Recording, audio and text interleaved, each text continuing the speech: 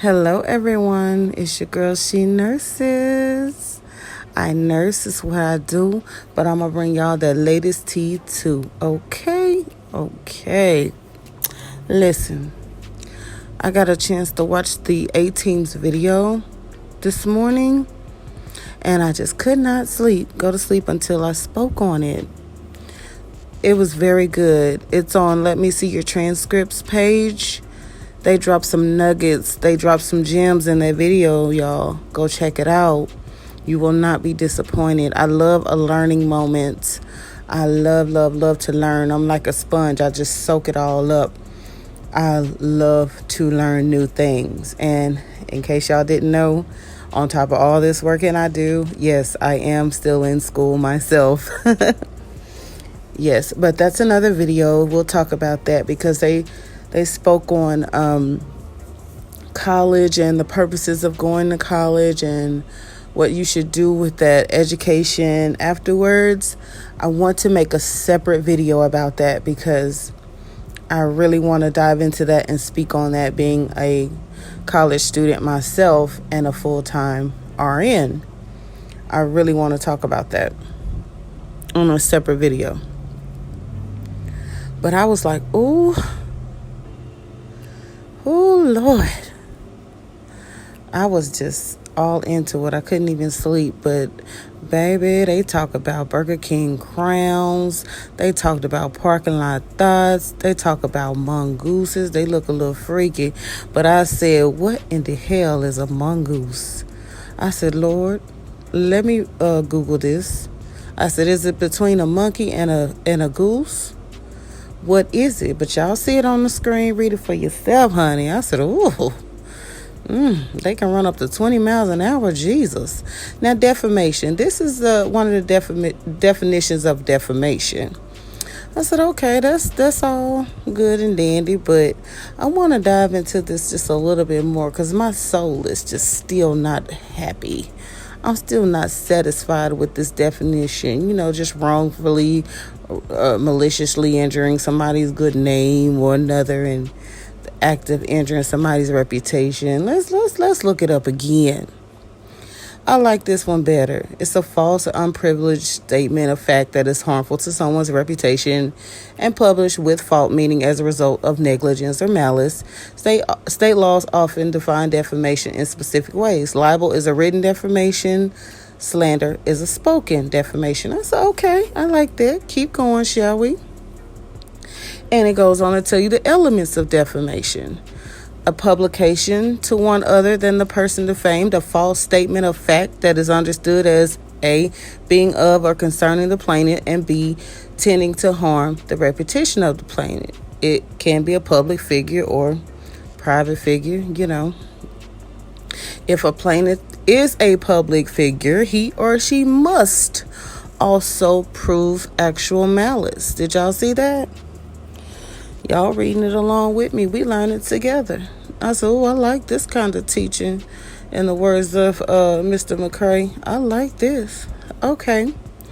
So, is truth a defense to defamation claims? Yes, it is. Truth is an absolute defense to a defamation claim. But keep in mind that the truth may be difficult and expensive to prove. So, the truth is the truth, but you better bring the supporting documents to it. Can my opinion be defamatory? No, it says, but merely labeling a statement as your opinion does not make it so. Courts look at whether a reasonable reader or listener could understand the statement as asserting a statement of verifiable fact. A verifiable fact is one capable of being proven true or false. This is determined in light of the context of the statement. A few courts have said that the statements made in context of an internet bulletin board or chat room are highly likely to be opinions or hyperbole, but they think to look at it and remark, y'all read the rest, I'm getting tired now. And it goes on to say, what is a statement of verifiable fact? Which I just touched on that. A statement of verifiable fact is a statement that conveys a provably false factual assertion, such as someone has committed murder or has cheated on his spouse. And they go on to give you a point or demonstration with this hyperlink here that you can click on. And it goes on to saying, like, you're ranking somebody as a dumbass on a defendant's list of top 10 dumbasses. I'm sorry, that's funny.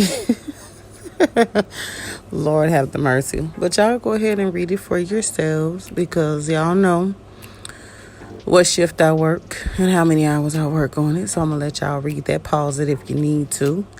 And then it says, talking about the dumbasses. If you think somebody, okay, it is true that dumb by itself can convey the relatively concrete meaning lacking in intelligence. Even so, depending on context, it may convey a lack less of objectively assayable mental function than of such imponderable and debatable virtues as judgment or wisdom. Here, the defendant did not use dumb in isolation, but as part of the idiomatic phrase. You know what I'm saying? They're just going on to say, hey, you can use dumb to say your opinion, that's your opinion, but you adding all this onto it, whatever. Blah, blah, blah is what I say about this part. But it goes on to talk about just supporting if you are calling somebody a dumbass, And y'all know this is how courts do. They take every little thing. If you don't like somebody calling you a dumbass, the courts are going to break it all the way down to see if it can be conveyed as slander or defamation or something like that. You see what I'm saying? I'm not like a high-tech court guru person. That's why I'm always the student, and I love being the student. I love to learn. And I'm pretty sure there's an audience out there that loves to learn with me. This is just what I do. I love to research and look things up. And it's still going on to talk about, if you put somebody on the dumbass list or something because you're thinking they're not smart and they're not liking it or whatever.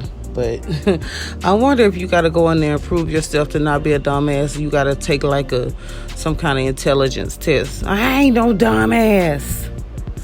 Give me the test, Your Honor, right now, because I'm going to prove I'm not a dumbass and I don't deserve to be on the top 10 or the top 5 dumbass list. I don't like it. Give me the test. Give me the test. I'm sorry, y'all. This is so funny. I'm just trying to give y'all time to read it if you need time to read this. This is a hot mess. But they talked about defamation so much that I was like, let me dive into this just a little bit more in case, I'm not the only one as curious about this. And I probably put some extra stuff in here, like probably more of the same pages in here. Please forgive me. Please forgive me. But if it's some of the same stuff, don't worry about reading it. Y'all can just listen to me. But I really wanted to get a further breakdown of this whole defamation, because I believe that's what the lawsuit was, right? That Larry had filed against Daryl. Wasn't it a defamation lawsuit? Slander or something like that. Adding the word dumb merely converts contemptible person to contemptible fool. Plaintiffs were justifiably insulted by this epithet. They making me read, but they failed entirely to show how it could be found to convey a provable factual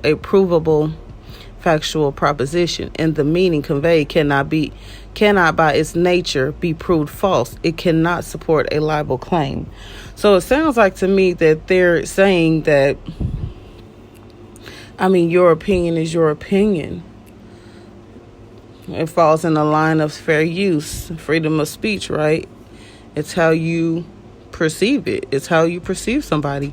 This California case also rejected a claim that the defendant linked the plaintiff's names to certain web addresses with objectionable addresses. An example, www.satan.com, noting merely linking a plaintiff's name to the word Satan conveys nothing more than the author's opinion that there is something devilish or evil about the plaintiff. Okay.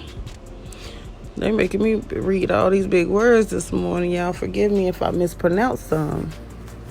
And so it sounds like, we are supported or we are backed up if we just want to voice our opinion, our perception, how we see somebody. Is there a difference between reporting on public and private figures? Yes, a private figure claiming defamation, your neighbor, your roommate, the guy who walks his dog to the favorite coffee shop, only has to prove you acted negligently, which to say that a reasonable person would not have published a defamatory statement.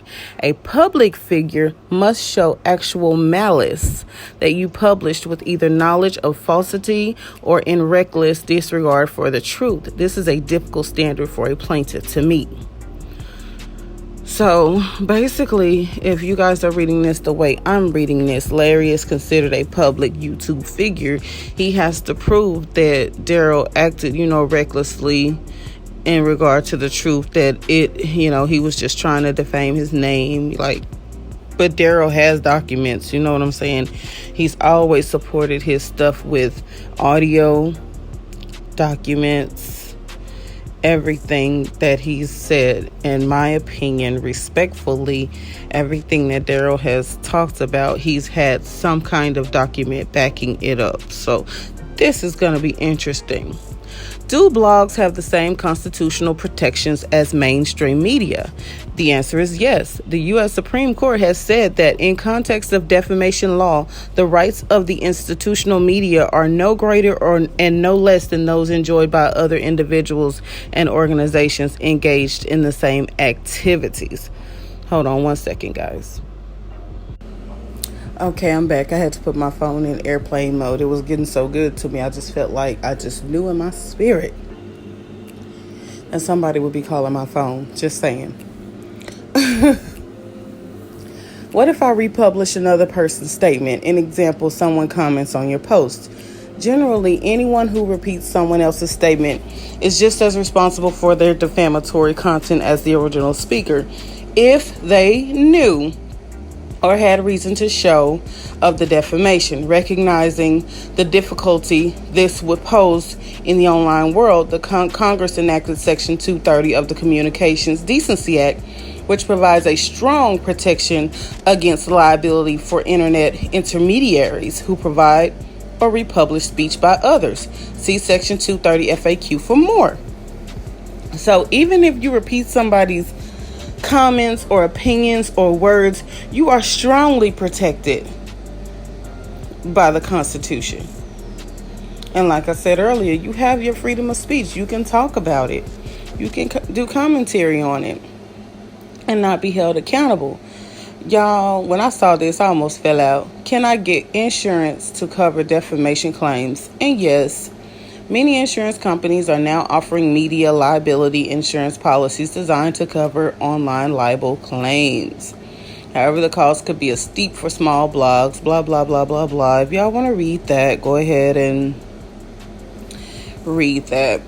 It goes to talk about people, how to take down content after a complaint, and it's an extensive guide on the online journalism review. So, yes, just read about that. Know your rights. Don't be afraid to speak on it. We are strongly covered. That's why so many people can talk about these things. I'm just like, whew, let the proceedings begin. Yeah, because I'm ready. I don't know what I was just singing, but I'm back, y'all. I went out a little bit, but I'm back. But, honey, I'm sipping on this tea. I'm ready. And you know what? Your girl just might fly to Ohio to cover this ish live. Do you hear me? Because I'm just in that type of mood. I really am.